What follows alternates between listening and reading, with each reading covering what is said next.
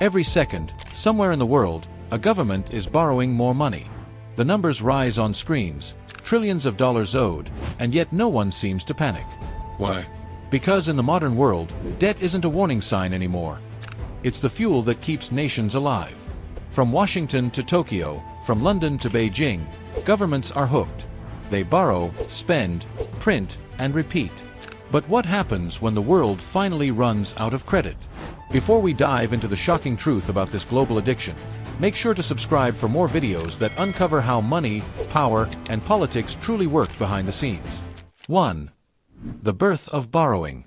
To understand today's crisis, we have to go back centuries. Debt wasn't always part of governance. In the early empires, kings funded wars and infrastructure through taxes or by taking gold from conquered lands. But in the 17th century, something revolutionary happened.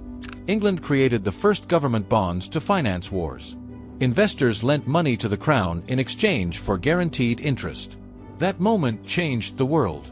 Soon, France, Spain, and later the United States followed.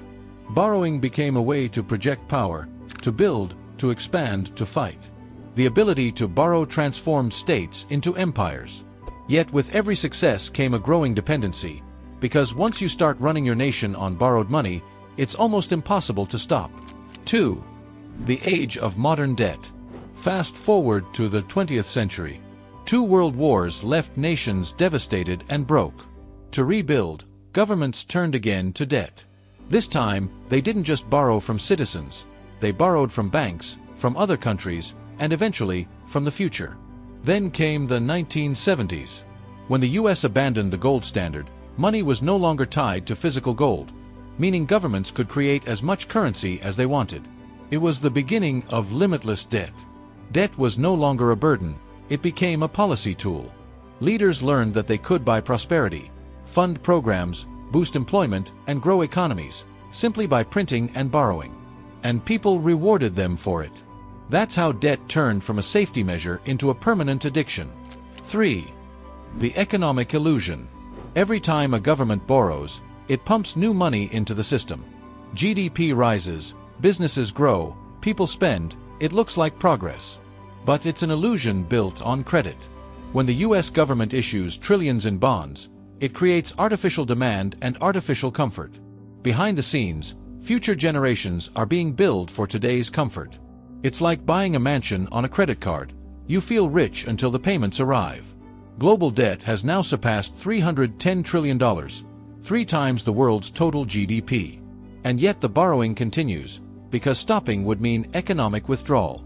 Like a drug, debt gives short-term highs and long-term damage. 4. Political addiction. Debt is no longer just economics, it's politics. Politicians are rewarded for what they spend, not for what they save. Raising taxes or cutting spending loses votes, but taking loans to promise free healthcare, housing, or development wins elections. So they borrow and leave the bill to the next administration. This is why government debt is bipartisan, left or right, everyone borrows. In the US, for example, every president in the past 40 years has added trillions to the national debt, regardless of party. It's not ideology, it's survival. In short, spending wins power. And that's why debt never goes away. 5. The central bank connection. Here's where it gets even deeper. Governments don't just borrow from citizens or other countries. They borrow from their own central banks. When investors stop buying bonds, central banks like the Federal Reserve or European Central Bank step in. They create money electronically and purchase government debt. This keeps interest rates low, giving the illusion that borrowing is cheap. But what they're really doing is expanding the money supply, which causes inflation. Think of it this way. When you can create money out of nothing, debt no longer feels real. And that's why the cycle keeps going. Governments borrow, central banks print, and the world keeps spinning faster. 6. The hidden victims. Who pays the price for this addiction? You do. Inflation eats away your savings, raises your rent, and shrinks your paycheck's real value. While governments borrow in the trillions, citizens struggle to buy basic goods. It's the silent tax. No one sees it, but everyone pays it. Meanwhile, interest on government debt keeps climbing. In the US, interest payments have become one of the largest federal expenses, even surpassing the defense budget. That means your tax money isn't funding progress, it's funding interest payments on old loans. This is how nations get trapped. They borrow just to pay off what they already owe. 7. Why governments can't stop. Here's the paradox. The world needs debt to function. If the US government stopped borrowing today, millions of jobs would vanish, stock markets would crash, and banks would crumble. The entire financial system is built on the assumption that governments will always borrow. Global trade, currencies, and investments all depend on that trust. Debt has become the backbone of modern capitalism. So, even though leaders know it's unsustainable, they keep doing it, because the alternative is instant chaos. They'd rather postpone the pain than face it now. 8. Historical warnings. History repeats itself. The Roman Empire collapsed partly due to runaway debt and currency devaluation. The French Revolution began after the monarchy's massive borrowing led to national bankruptcy. Even the 2008 financial crisis was rooted in one thing: too much leverage. Every empire thinks it's immune, but every one of them eventually learns. Debt always comes due. The difference now is scale. Our global system has never been this interconnected or this leveraged. A collapse in one country can ripple across the world in seconds. 9. What the future holds. Economists are already warning about the next debt storm. With rising interest rates, even wealthy nations are struggling to pay their bills. Emerging markets are defaulting, currencies are weakening, and inflation is eating away confidence.